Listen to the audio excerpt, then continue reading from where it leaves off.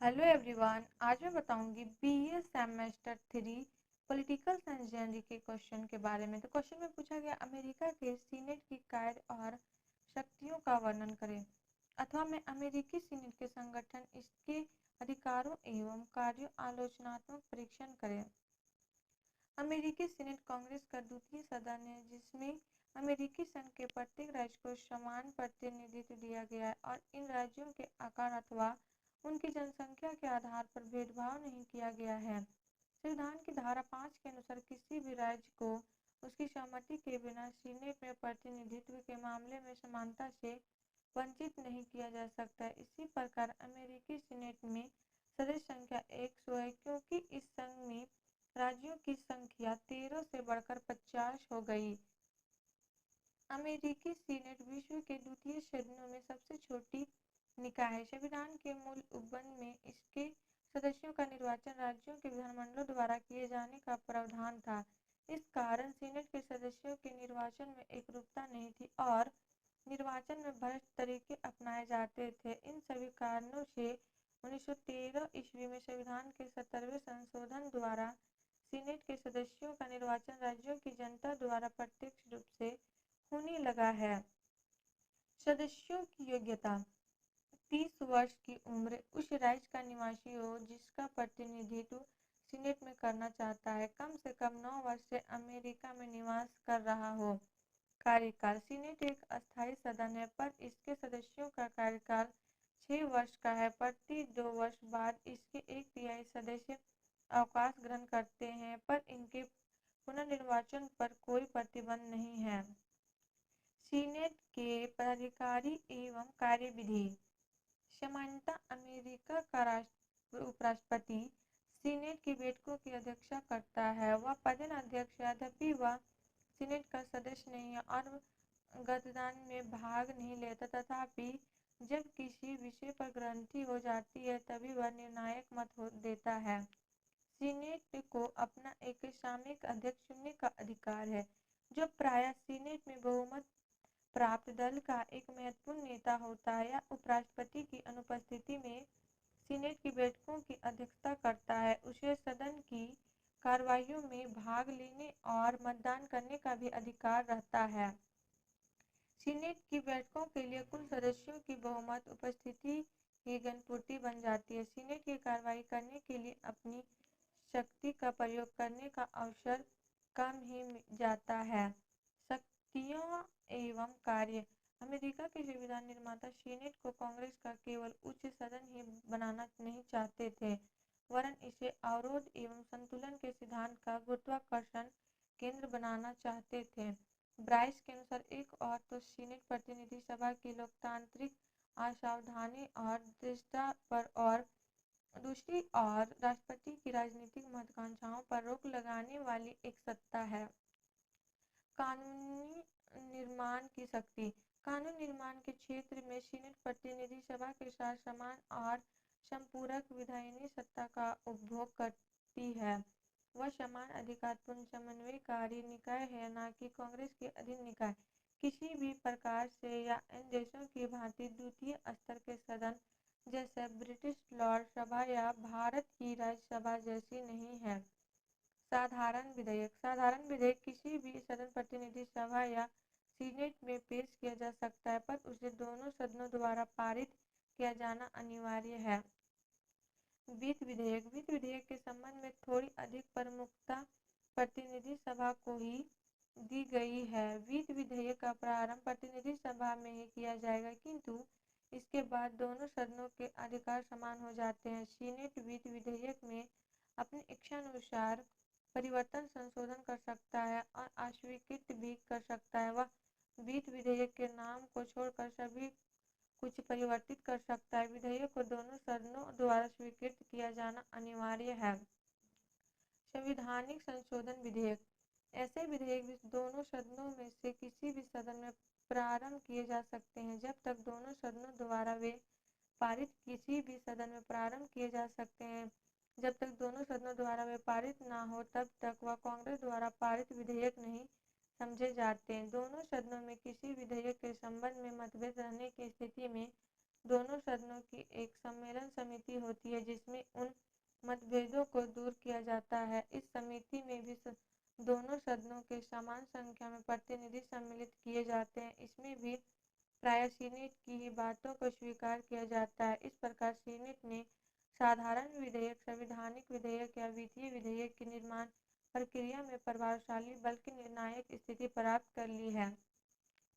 Final के अनुसार senate ने वित्तीय विधेयक को संशोधित करने का यह अर्थ लगाया है कि वह उसके पास भेजे गए बजट को नए सिरे से बनाने का अधिकार रखता है। निम्न सदन अर्थात प्रतिनिधि सभा द्वारा रखे गए प्रस्ताव की धाराओं के बदले नई धाराएं जोड़कर सीनेट राष्ट्र के वित्तीय उपबंधों का इतना ही बड़ा स्वामी बनाया है जितना कि निम्न सदन। व्यवस्थापन के संबंध में अनेक गैर संवैधानिक विधियां भी विकसित हो गई है जिनके द्वारा सीनेट विधि निर्माण में निर्णायक प्रभाव डाल सकता है, जैसे निहित शक्तियों का सिद्धांत, कल्याणकारी उपबंध और संघीय पुलिस शक्ति। कार्यपालिका संबंधी शक्तियाँ। सीनेट केवल विधायी अंग ही नहीं बल्कि एक प्रशासनिक निकाय भी है। इसे संविधान द्वारा प्रतिनिधि सभा की अपेक्षा अधिक कार्यपालिका शक्ति दी गई है। इसे राष्ट्रपति के विभिन्न कार्यों का अनुमोदित करने का अधिकार है। इस संबंध में राष्ट्रपति को नियुक्ति संबंधी तथा वैदेशिक संधियों का अनुसमर्थन करने का अधिकार है। नियुक्ति संबंधी। राष्ट्रपति को संघीय पदों पर नियुक्तियां करने का व्यापक अधिकार है। संविधान के अनुसार राष्ट्रपति केवल नामों का मनोनयन करेगा और सीनेट के परामर्श तथा स्वीकृति पर राजदूतों, इन राज्य प्रतिनिधियों, प्रदूतों, सर्वोच्च न्यायालय के न्यायाधीशों और अमेरिकी संघ के उन सभी पदों पर अधिकारियों की नियुक्ति करेगा जिसकी नियुक्तियों के संबंध में इन व्यवस्था नहीं की गई है और जो नए पद कानून द्वारा स्थापित किए जाएंगे। इस प्रकार संविधान ने राष्ट्रपति को इन पदाधिकारियों की नियुक्ति में केवल निषेधाधिकार की शक्ति दी है, किंतु सीनेटोरियल कार्ड्स कारण सीनेट को इस संबंध में प्रभावशाली निकाय बना दिया गया है। इस अधिकार पर जिस राज्य में संघीय पदाधिकारियों की नियुक्ति करनी है, इसके लिए राष्ट्रपति प्रायः उस राज्य के सीनेट सदस्य, विशेषकर यदि वे उसके ही दल के हों, से परामर्श कर लेता है। यदि ऐसा वह नहीं करता है तो सीनेट राष्ट्रपति द्वारा मनोनीत व्यक्ति की नियुक्ति का अनुसमर्थन नहीं करता। सीनेट की विशेषता मनोनीत शक्ति की नियुक्ति का अनुसमर्थन नहीं किया है।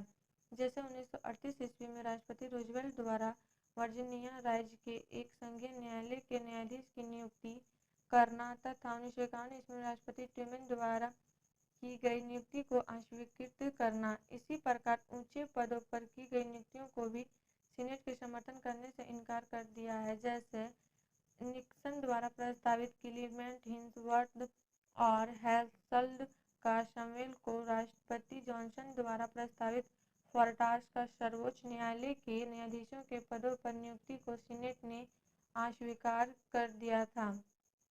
निस्संदेह इस व्यवस्था से राष्ट्रपति मनमाने ढंग से प्रशासकीय पदों पर नियुक्ति नहीं कर सकता, किंतु इसका परिणाम यह भी हुआ है कि समानता आयोग व्यक्ति और सरकारी पदों पर नियुक्त होते हैं।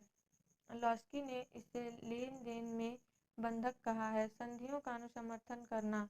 इस आधार पर सीनेट को विदेश नीति के निर्धारण में महत्वपूर्ण स्थान प्राप्त हो गया है। संविधान के अनुसार राष्ट्रपति द्वारा विदेशों के साथ की गई संधियों का अनुसमर्थन सीनेट द्वारा होना अनिवार्य है, अन्यथा संधियां देश का कानून नहीं बन सकती। सीनेट संधियों को स्वीकार कर सकता है, संशोधन कर सकता है अथवा अस्वीकार कर सकता है। राष्ट्रपति द्वारा की गई संधियों को सीनेट के 2/3 बहुमत से स्वीकृत होना अनिवार्य है। वैसे सीनेट भी राष्ट्रपति से किसी प्रकार की संधि करने के लिए आग्रह कर सकता है, पर उसे मानने के लिए राष्ट्रपति बाध्य नहीं है।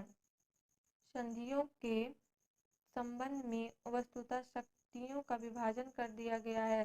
संधि वार्ता करना राष्ट्रपति का कार्य है, पर उस संधि का अनुसमर्थन करना सीनेट का कार्य है। इसी आधार पर सीनेट ने राष्ट्रपति विल्सन द्वारा की गई वार्षिक संधि को अस्वीकार कर दिया था, जिसका अंतर्राष्ट्रीय राजनीति पर व्यापक प्रभाव पड़ा था। इसी प्रकार सीनेट ने बीआर ग्लेन क्लीवलैंड रूजवेल्ट द्वारा आयोजित अनेक महत्वपूर्ण संधियों को अस्वीकृत कर दिया था। आंकड़े के अनुसार 1789 से 1934 ईस्वी के बीच जितनी भी संधियां की गई थी, उनमें से सीनेट ने 682 को स्वीकार किया 173 को संशोधित किया और 15 को अस्वीकृत किया है। इस प्रकार संविधानिक व्यवस्था के अनुसार सीनेट में एक तिहाई सदस्यों को यदि एक और सदस्य का समर्थन मिल जाए तो यह अल्पमत अमेरिका की विदेश नीति एवं अंतर्राष्ट्रीय प्रतिष्ठा को व्यापक रूप से प्रभावित कर सकती है। इसी प्रकार सीनेट को संधियों का परीक्षण करने का भी अधिकार है, जिसके चलते संधियों में गुप्त तथ्यों को उजागर किए जाने की संभावना रहती है। इन्हीं सभी संभावनाओं को देखते हुए राष्ट्रपति ने प्राविधिक अंतर को अपनाते हुए संधि तथा समझौते आदि के बीच अंतर कर समझौता करने का तरीका अपनाया है, जिस पर सीनेट द्वारा समर्थन की अनिवार्यता नहीं है। राष्ट्रपति रूजवेल्ट ने इसी तरीके को अधिक अपनाया था। उस प्रकार लॉस्की ने ठीक ही टिप्पणी की है कि अंतर्राष्ट्रीय मामलों में प्रभाव रखने के नाते विश्व की कोई भी विधानसभा सीनेट का मुकाबला नहीं कर सकती। न्यायिक शक्ति। इस अधिकार के अंतर्गत महाभियोग की कार्यवाही पर मुख्य सीनेट को राष्ट्रपति, उपराष्ट्रपति तथा अमेरिका के समस्त असैनिक अधिकारियों के विरुद्ध लगाए गए देशद्रोह, भ्रष्टाचार या इन गंभीर अपराधों के महाभियोगों की सुनवाई करने और उन पर निर्णय करने का न्यायिक अधिकार प्राप्त है। अमेरिकी सीनेट महाभियोग की कार्यवाही का सूत्रपात नहीं करता जैसा कि भारत की राज्यसभा करती है, बल्कि यह ब्रिटिश लॉर्ड सभा के समान ही है और निम्न सदन अमेरिका में प्रतिनिधि सभा जबकि ब्रिटेन में कॉमन सभा द्वारा लगाए गए अभियोगों पर विचार करती है। राष्ट्रपति के ऊपर महाभियोग की कार्रवाई के समय सर्वोच्च न्यायालय का मुख्य न्यायाधीश ही सीनेट की अध्यक्षता करता है। उपराष्ट्रपति ने अपराध सिद्धि के लिए सीनेट में 2/3 बहुमत की आवश्यकता होती है। यह किसी को मृत्युदंड या आर्थिक दंड नहीं दे सकता है और कारागार में डाल सकता है।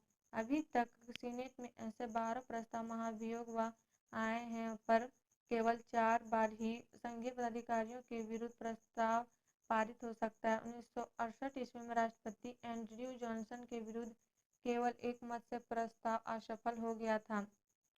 अन्वेषण की शक्ति। यद्यपि संविधान ने सीनेट को विधि निर्माण के लिए अन्वेषण करने की शक्ति सीनेट को दी थी, पर सीनेट ने इस शक्ति के तहत प्रशासनिक कार्यों की व्यापक जांच पड़ताल करने का भी अधिकार प्राप्त कर लिया है। वास्तव में अमेरिका में शक्ति पृथक्करण के कारण कार्यपालिका व्यवस्थापिका के प्रति उत्तरदायी नहीं है, पर सीनेट ने इस अधिकार का प्रयोग कर पूर्ण प्रशासन को उत्तरदायी बना दिया है। सीनेट के इस अन्वेषण कार्य के कारण राष्ट्रपति हार्डिंग्स के काल में तेल षड्यंत्र का पर्दाफाश हुआ, जिसके चलते 3 मंत्रियों को पद त्याग करना पड़ा और एक ने आत्मग्लानि से आत्महत्या भी कर ली।